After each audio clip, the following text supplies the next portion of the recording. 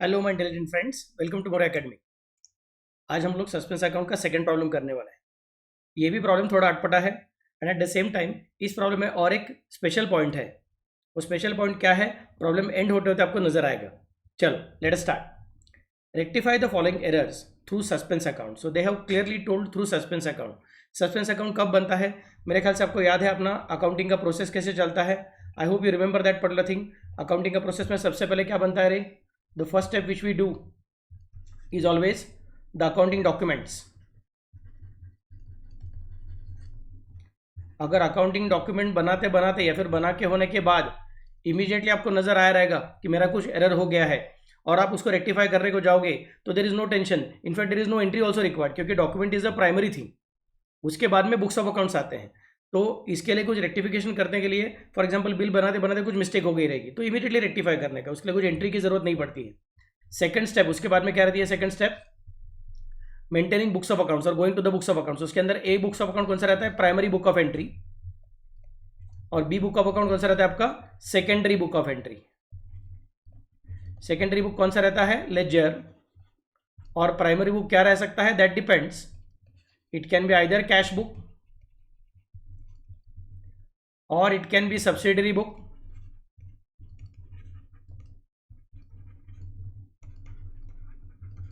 और it can be journal proper.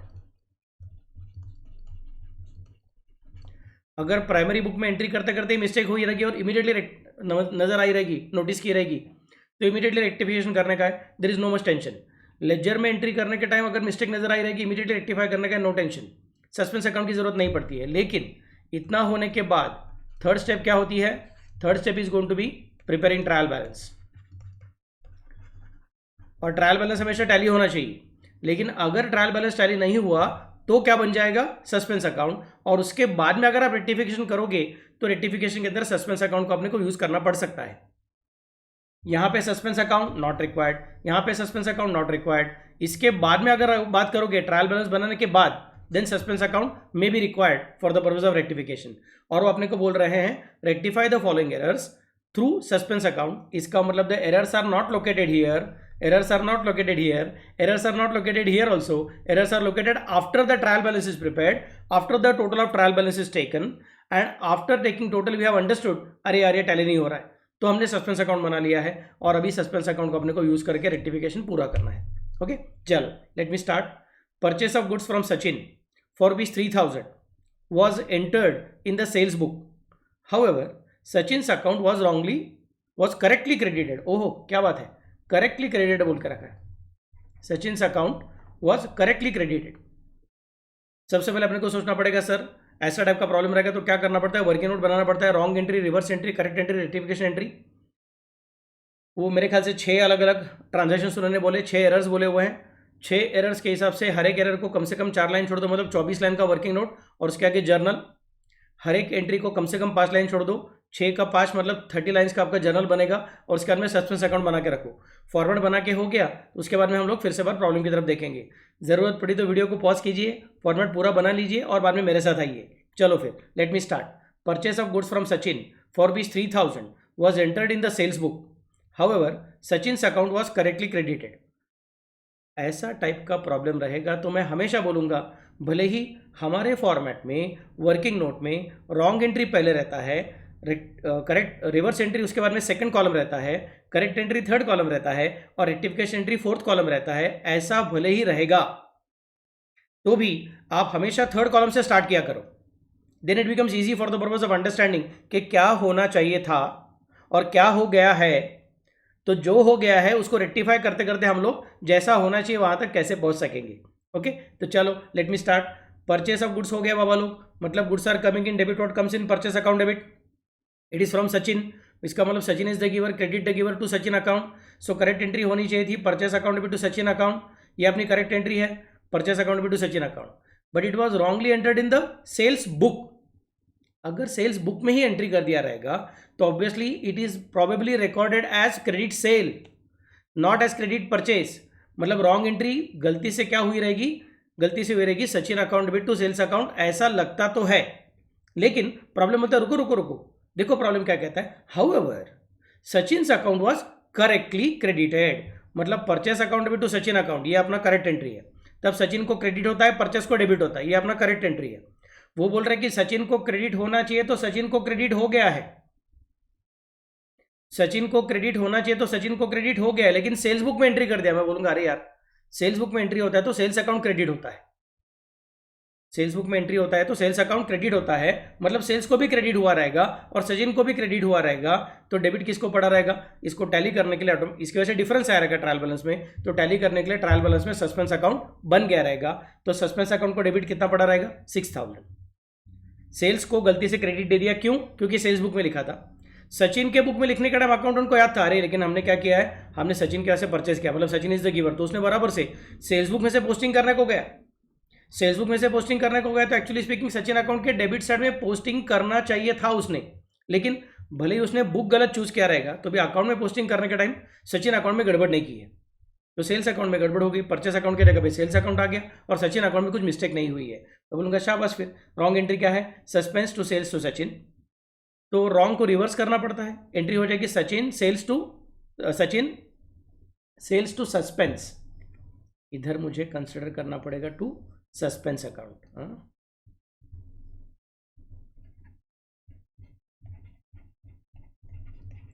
Okay, फिर मुझे क्या कंसिडर करना पड़ेगा कि रिवर्स को और करेक्ट को हम लोग जोड़ने का कोशिश करेंगे। अगर कुछ कैंसिल होता है तो कैंसिल होने दो, नहीं होता तो एक के ऊपर एक रख के उसको हम लोग टोटलिंग में ले लेंगे। चलो फिर, तो मैं कंसिडर करूंगा सचिन को यहाँ पे डेबिट दिया है, मतलब सचिन डेबिट, और यहाँ पे क्रेडिट दिया है सचिन क्रेडिट। सचिन को हम लोग कैंसिल कर सकते हैं, बच गया कौन? Purchase account debit, sales account debit to suspense account. So rectification entries purchase account debit, sales account debit to suspense account, ऐसी एंट्री करेंगे, काम खत्म हो जाएगा। Clear all of you? Okay, so फिर इसका रेक्टिफिकेशन एंट्री में नीचे लेके जाऊंगा। मेन आंसर में लिखूंगा purchase account debit, sales account debit to suspense account 3000, 3000, 6000 being purchase of goods wrongly recorded in sales book, now rectified. Okay, चलो जी, अगला पॉइंट कंसिडर करता हूं। Cash received from Anil Kumar a debtor of ₹4500। Cash received बोला है बाबा लोग, baby लोग, cash received from Anil Kumar a debtor for ₹4500। Cash is coming in, Anil Kumar is the giver, entry होता है cash account debit to Anil Kumar account 4500 was correctly entered in the cash book।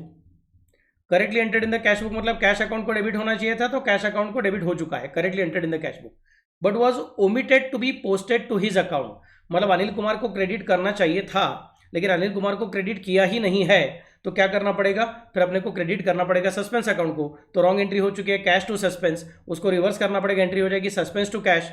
फिर reverse को और करेक्ट को हम लोग जोड़ देंगे, कैंसिल हुआ तो कैंसिल, नहीं तो एक के ऊपर एक ऐड कर देंगे, तो एंट्री हो जाएगा मेरे ख्याल से cash cash cancel. So entry suspense account debit to Anil Kumar account, suspense account debit to Anil Kumar account का एंट्री का अमाउंट कितना है? 4500 है। चलो मेन आंसर में जाएंगे, वहां पे लिखूंगा suspense account debit to Anil Kumar account 4500 being Anil Kumar account omitted to be credited, now rectified. Okay, then comes the next point. अगला पॉइंट कौन सा है तुम्हारा? Sales book. अच्छा देखो, मेरा स्पीड ज़्यादा लगा तो क्या करने का, आपके हाथ में कंट्रोल है, वीडियो को कंट्रोल कर देने का, वीडियो को स्टॉप करने का, पॉज करने का, एंट्री पूरा लिखने का, फिर मेरे साथ आने का। Sales book was overcast by ₹2000। Sales book was overcast, sales book को हम लोग ज़्यादा कर चुके हैं, सेल्स बुक को हम लोग बढ़ा चुके हैं, तो मुझे बोलना पड़ेगा सेल्स अकाउंट। सेल्स बुक का अल्टीमेटली इफेक्ट कहाँ पे जाता है? सेल्स अकाउंट में जाता है। सेल्स अकाउंट मतलब goods are going out, goods are going out मतलब क्रेडिट, मतलब सेल्स अकाउंट का टोटलिंग ओवरकास्ट हो गया, कितने से? 2000 से हो गया है, तो मतलब ये ओवरकास्टिंग का प्रॉब्लम है, एंट्री में कुछ गड़बड़ नहीं है, तो इसका करेक्ट एंट्री करने का सवाल ही नहीं था, क्योंकि टोटलिंग गलती होना ही नहीं चाहिए। सो करेक्ट में कुछ झंझट नहीं है, लेकिन सेल्स को क्रेडिट एक्स्ट्रा पड़ चुका है, तो ट्रायल बैलेंस टैली नहीं होगा, और ट्रायल बैलेंस टैली करने के लिए हमने फिर किसी ना किसी अकाउंट का सहारा लिया रहेगा, उस सहारे का नाम क्या रखते हैं हम लोग? Suspense account. तो मैं कहूँगा हमने रॉन्ग एंट्री कर दिया है, suspense account debit to sales account, तो उसको उल्टा करेंगे, मतलब एंट्री हो जाएगी sales account debit to suspense account, और उसके बाद में फिर हम बोलेंगे कि जो अपना रिवर्स एंट्री है वही बन जाएगा आपका rectification entry, sales account debit to suspense account, काम खत्म, पैसा हजम। इसको हम लोग लेके जाएंगे अपने मेन आंसर में, उधर लिखेंगे sales account debit to suspense account 2000 being sales book overcast, now rectified, being sales book overcast, now rectified. Is it clear all of you? Then comes the next term point. अगला point कौन सा है आपका? Cash of ₹5000 paid to Sadiq was credited to Sabir account as ₹1800। क्या क्या गलती हो सकती है वो सब गलती करके दिखाया उसने।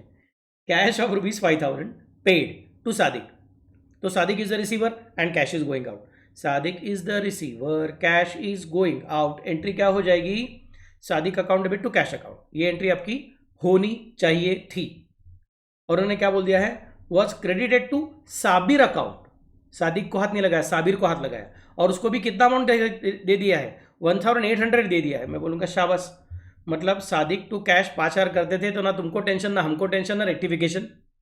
लेकिन तुमने कर दिया, साबिर को क्रेडिट कर दिया 1800 से, साबिर को क्रेडिट कर दिया 1800 से, सादिक को डेबिट किया ही नहीं, उसके जगह पे साबिर को क्रेडिट कर दिया 1800 से। और कैश में गड़बड़ हुई है ऐसा प्रॉब्लम कहता नहीं है। मतलब कैश तो नॉर्मल जैसी हो गई। सो टू कैश अकाउंट 5000 और टू साबिर अकाउंट 1800, तो ऑब्वियसली सिर्फ क्रेडिट पड़ा है लेजर अकाउंट में, डेबिट पड़ा ही नहीं है। Every debit must have equal and corresponding credit. ये रूल अगर फॉलो नहीं किया रहेगा तो ट्रायल बैलेंस टैली नहीं होता है। मतलब ट्रायल बैलेंस में डिफरेंस आ रहेगा 6800 का, और उस डिफरेंस को हटाने के लिए, उस डिफरेंस को टेम्पररी पीरियड के लिए मिटाने के लिए हमने सस्पेंस अकाउंट का सहारा लिया रहेगा। तो सस्पेंस अकाउंट को डेबिट किया रहेगा 6800 से।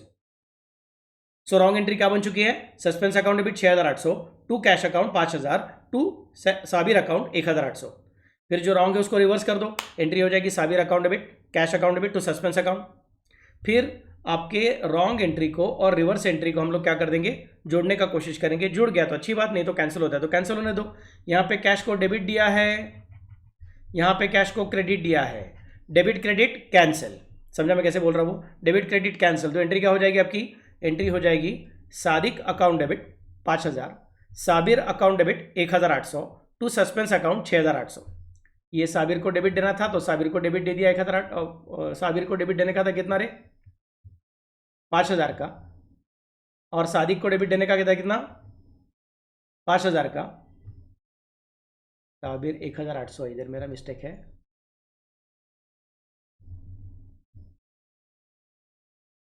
हाँ जी, साबिर 1800 है।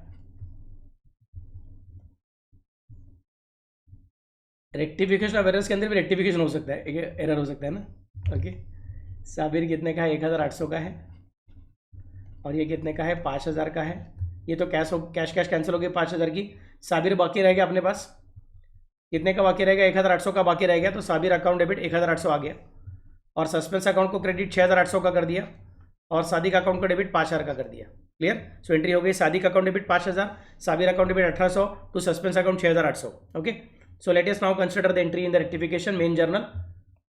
Sadiq account debit 5000, Sabir account debit 1800 to suspense account 6800, being cash paid to Sadiq, wrongly credited to Sabir, now rectified. Okay, काम खत्म, पैसा हजम, ये भी कंप्लीट हो गया। अगले पॉइंट के पास जाते हैं। अगला पॉइंट क्या कहता है? The total of purchase return book. थोड़ा सा अटपटा ट्रांजेक्शन है, आई वांट फुल कॉन्सेंट्रेशन।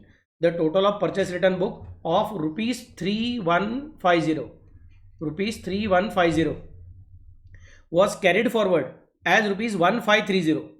पहली बात सोचेंगे कि परचेस रिटर्न बुक है। परचेस रिटर्न बुक मतलब क्या है? सब्सिडरी बुक है। लगता है एक आध महीने में बहुत सारा परचेस रिटर्न हो गया, तो उस बुक में हम लोग एक के नीचे एक एंट्री करते जा रहे हैं। महीना खत्म नहीं हुआ लेकिन वो पन्ना खत्म हो गया। महीना खत्म नहीं हुआ लेकिन वो पेज, वो पन्ना खत्म हो गया, और अगले पेज पे हम लोग और उसी महीने की एंट्री करते गए। तो पहले पेज में जितने परचेस रिटर्न के ट्रांजैक्शंस है उसका टोटलिंग किया, और वो टोटलिंग अगले पेज में ऊपर लिखने का था। लेकिन गलती से क्या हो गया?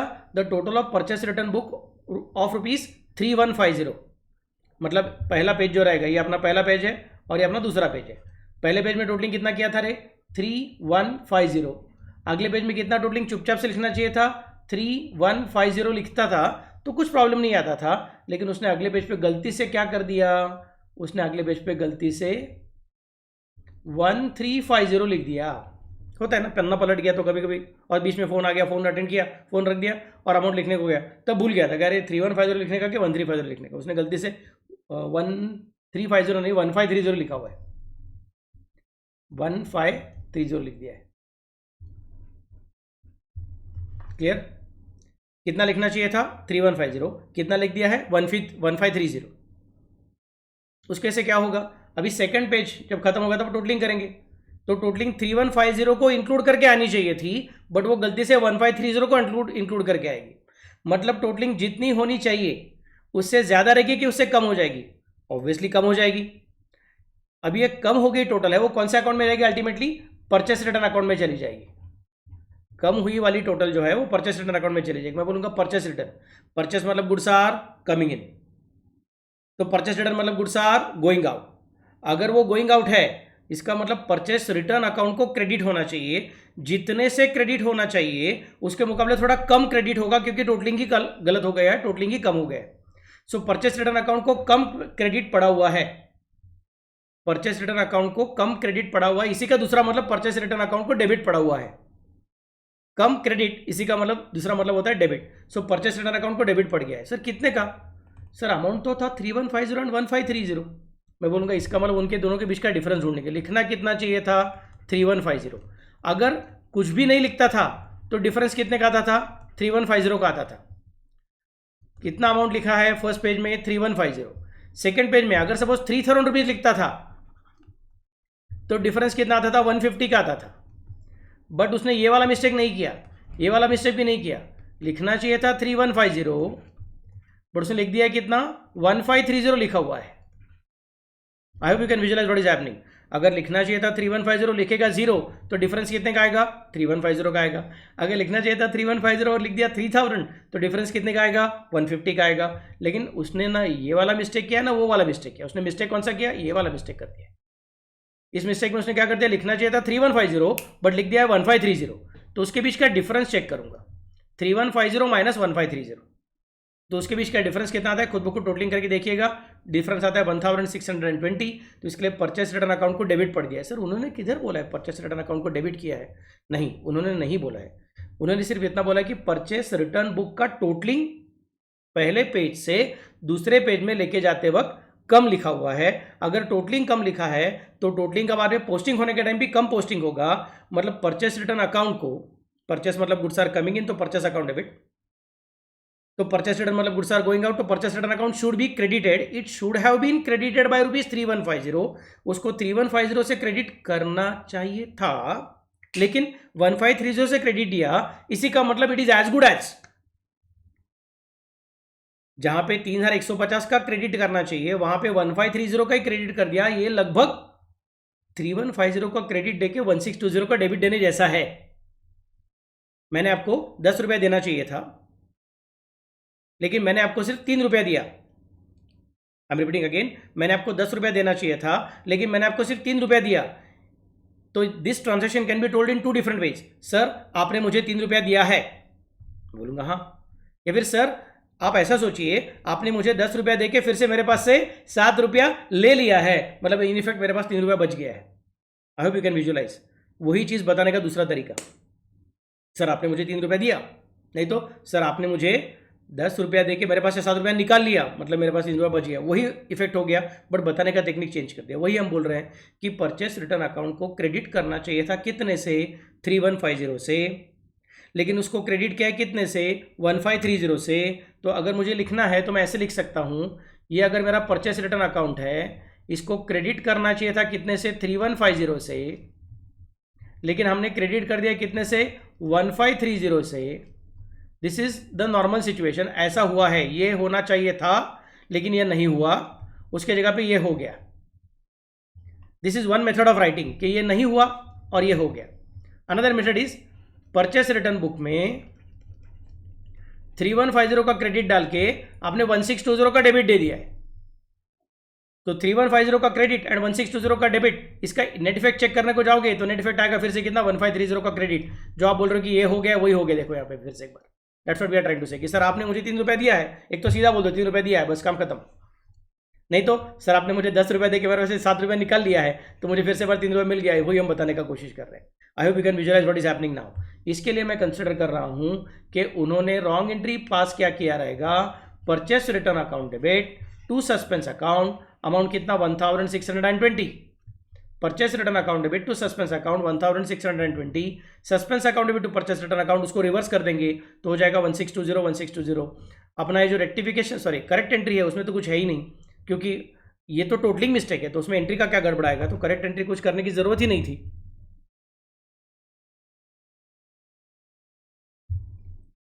सिर्फ रिवर्स एंट्री को वैसे कैसे रेक्टिफिकेशन में डाल दो तो आपका रेक्टिफिकेशन हो जाएगा। So rectification entries suspense account debit to purchase return account ₹1620, यहाँ पे लिख दिया suspense account debit to purchase return account ₹1620 being purchase return book under cast now rectified, being purchase return book under cast now rectified. Okay, then comes the next point, cash paid to Shweta. हमने श्वेता को cash pay की है 7,500. So Shweta is the receiver, cash is going out, entry हो जाएगी Shweta account debit to cash account 7,500. Next part, was debited to Ankita account by ₹7,000. Was debited to Ankita account by ₹7,000. So यार correct entry क्या होनी चाहिए थी, Shweta to cash 7,500. तो cash को 7,500 का क्रेडिट बराबर से हो गया है, बट डेबिट गलती से किसको दे दिया, श्वेता के जगह पे अंकिता को दे दिया है. सो अंकिता को डेबिट, यार वो भी गलती क्या कर दी, 7,000 का दे दिया है. तो अंकिता को डेबिट 7,000, कैश को क्रेडिट 7,500. एंट्री टैली नहीं होगा, ट्रायल बैलेंस में डिफरेंस आएगा. तो ट्रायल बैलेंस में किसका सहारा ले लिया, सस्पेंस अकाउंट को डेबिट कर दिया 500 रुपये का. फिर जो रॉन्ग एंट्री उसको रिवर्स करेंगे, रिवर्स एंट्री क्या हो जाएगी, cash account debit to Ankita account to suspense account. फिर हम क्या करेंगे, इसमें से जो जो कैंसिल हो सकता है उसको कैंसिल कर देंगे. मेरे ख्याल से आपकी कैश डेबिट और कैश क्रेडिट कैंसिल हो जाएगी. श्वेता को डेबिट 7,500 का, अंकिता को क्रेडिट 7,000 का, सस्पेंस को क्रेडिट 500 का. क्लियर में कैसे बोल रहा हूं, तो Shweta account debit to Ankita account to suspense account. Is it clear all of you? Okay, so entry will be Shweta account debit to Ankita account to suspense account 7,500, 7,500. Being cash paid to Shweta, wrongly debited to Ankita, now rectified. Being cash paid to Shweta, wrongly debited to Ankita, now rectified. काम खत्म, पैसा हजम. So यहाँ पे अपना rectification का problem पूरा हो जाता है. एक्चुअली स्पीकिंग प्रॉब्लम खत्म हो गया, प्रॉब्लम इतना ही पूछा है. लेकिन मैं कुछ एक्स्ट्रा चीज आपको करके देने वाला हूँ, जो मैंने प्रॉब्लम के शुरुआत में आपको बोला था कि ये प्रॉब्लम में थोड़ा सा एक नया पॉइंट सिखाने वाला हूँ. उन्होंने सस्पेंस अकाउंट पूछा नहीं है, लेकिन फिर भी मैं सस्पेंस अकाउंट बनाने वाला हूं. अब सस्पेंस अकाउंट के बारे में स्पेशलिटी क्या रहती है कि सस्पेंस अकाउंट का बैलेंस कितना है प्रॉब्लम ने खुद बताना चाहिए. इफ यू रिमेंबर, इसके पहले हमने एक प्रॉब्लम किया था, ये वाला प्रॉब्लम, पिछला प्रॉब्लम, तब उन्होंने अपने को खुद ही बोल के रखा था कि बैलेंस कितना है, 620 का बैलेंस है. पिछला प्रॉब्लम देखो, मेरा पिछला लेक्चर में मैंने डिस्कस किया हुआ है. प्रॉब्लम में कैसे बोला था, trial balance of Kishori Lal did not agree and difference in debit balance of ₹620 was temporarily transfer to suspense account. मतलब सस्पेंस अकाउंट में कितना अमाउंट चला गया है, प्रॉब्लम ने पहले से बोला हुआ था 620. सस्पेंस अकाउंट में कितना अमाउंट चला गया है 620, वो ऑलरेडी अपने को बता गया था. तो इसके लिए पिछले प्रॉब्लम में सस्पेंस अकाउंट बनाना अपने लिए आसान था, क्योंकि उसका बैलेंस अपने को मालूम था 620. अपने प्रॉब्लम में ये जो अपना नया सिचुएशन है, किशोरी लाल का प्रॉब्लम नहीं है ये, उन्होंने सिर्फ इतना बोल कर rectify the following errors through suspense account. They have not told you कि सस्पेंस अकाउंट में कितनी अमाउंट है. They have not told you suspense account में कितनी अमाउंट है. इसका मतलब मुझे क्या कंसिडर करना पड़ेगा, इसका मतलब मुझे कंसिडर करना पड़ेगा कि ओपनिंग बैलेंस उन्होंने दिया ही नहीं है. तो सर आपको कहां से आया टू बैलेंस ब्रॉट डाउन 9180? मैं बोलूंगा मुझे भी मालूम नहीं था 9180. ये मैंने सबसे लास्ट में लिखा है. मैंने पहले क्या कर दिया, ये सब अपना जो लेजर है ना, मैंने पहले क्या कर दिया, ये जो अपना फर्स्ट लाइन है इधर का डेबिट साइड का, और ये जो फर्स्ट लाइन है क्रेडिट साइड का, मैंने ब्लैंक छोड़ दिया. झंझट ही नहीं चाहिए, क्योंकि मुझे इतना मालूम है सस्पेंस अकाउंट का एक स्पेशल रूल है. What is the special rule of suspense account, कि जब तुम रेक्टिफिकेशन पूरा करोगे उसके बाद में सस्पेंस अकाउंट हमेशा टैली होता है. आई रिपीट, जब तुम रेक्टिफिकेशन पूरा करोगे तो उसके बाद सस्पेंस अकाउंट हमेशा टैली होता है. इसका मतलब मुझे कंसिडर करना पड़ेगा कि पहले मैं सब पोस्टिंग कर लेता हूं, फिर सस्पेंस अकाउंट का टोटलिंग कर लेता हूं, फिर टोटलिंग करने के बाद चेक करता हूं कि कौन सा साइड हैवी है, कौन सा साइड हल्का है. जो साइड हैवी है उसका ही टोटलिंग दोनों साइड में लिख दूंगा, और फिर बैलेंसिंग फिगर हल्का वाला साइड में लिख दूंगा, और मैं अज्यूम करूंगा कि वो ओपनिंग बैलेंस है. सबको समझा मैं कैसे बोल रहा हूँ.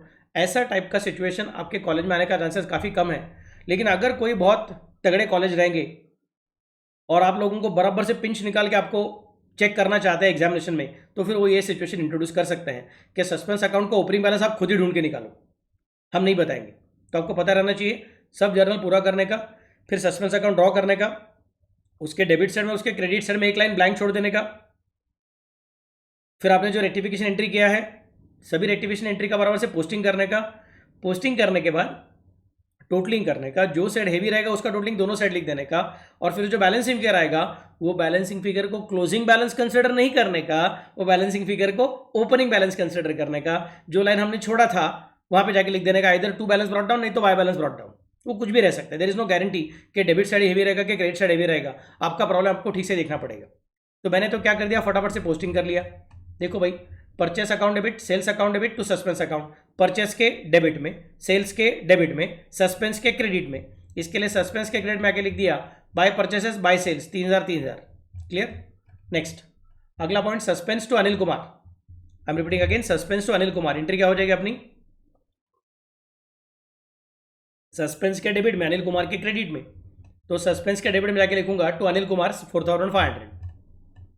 Next sales to suspense, sales के डेबिट में, सस्पेंस के क्रेडिट में, सस्पेंस के क्रेडिट में by sales 2000। Next Sadiq account debit, Sabir account debit to suspense account, Sadiq के डेबिट में 5000, साबिर के डेबिट में 1800, सस्पेंस के क्रेडिट में 6800। तो सस्पेंस के क्रेडिट में लिखूंगा बाय सादिक बाय साबिर 5000 और 1800, काम खत्म, पैसा हाजिर। नेक्स्ट पार्ट कौन सा है आपका, suspense account debit to purchase return, suspense के डेबिट में, परचेस रिटर्न के क्रेडिट में। आई रिपीट, सस्पेंस के डेबिट में, परचेस रिटर्न के क्रेडिट में। तो सस्पेंस के डेबिट में लिखूंगा टू परचेस रिटर्न 1620। और सबसे लास्ट में रहेगा Shweta's account debit 7500 7500, to Ankita 7000, to suspense 500। मतलब सस्पेंस के क्रेडिट में लिखने का सिर्फ 500 रुपये याद रखो, तो सस्पेंस के क्रेडिट में लिख दिया बाय श्वेता 500। फिर मैंने टोटलिंग करके देखा, मुझे समझा कि क्रेडिट साइड हेवी है, तो क्रेडिट साइड का टोटलिंग 15300 में दोनों साइड में लिख दिया। अपना टोटलिंग खुद करना, मुझ पर विश्वास मत रखना। मेरा सीए हो गया है, आपका सीए होने का बाकी है, तो आपको प्रैक्टिस करनी पड़ेगी। ओके, तो 15300 लिखेंगे और फिर चेक करेंगे कि डेबिट साइड में टोटलिंग टैली करने के लिए और कितने रुपए की ज़रूरत है। वो 9180 रुपीज़ की ज़रूरत है, लेकिन वो 9180 यहाँ पे बैलेंस कैरिड फॉरवर्ड करके क्लोजिंग बैलेंस नहीं चाहिए मुझे, वो मैं ओपनिंग बैलेंस लिखूंगा। एक लाइन जो ब्लैंक रखा था वहाँ पे लिख दूंगा, तो लिखूंगा टू बैलेंस ब्रॉट डाउन 9180। इस प्रॉब्लम में ओपनिंग बैलेंस डेबिट साइड में आया है, मतलब ऐसा नहीं है कि इसके आगे कभी भी ऐसा कुछ प्रॉब्लम करने को जाओगे तो हमेशा ओपनिंग बैलेंस डेबिट साइड में आएगा। There is no such guarantee. Suspense account को opening balance can be in debit side as well as it can be in credit side. इस प्रॉब्लम में ऐसा आया है। हम सिंपल रूल करेंगे, पोस्टिंग करने का, टोटलिंग करने का, जो हैवी है उसको दोनों साइड लिख देने का, बैलेंसिंग फिगर फिर जहाँ पे हल्का है वहाँ पे आ जाएगी। बैलेंसिंग फिगर हल्का डेबिट में भी आ सकता है, क्रेडिट में भी आ सकता है। सबको समझा? काफ़ी अच्छा प्रॉब्लम था। अगला प्रॉब्लम भी ऐसे ही अच्छा प्रॉब्लम है। ओके, वो कल के लेक्चर में कंसिडर करूँगा। चलो then, bye bye, good night, take care.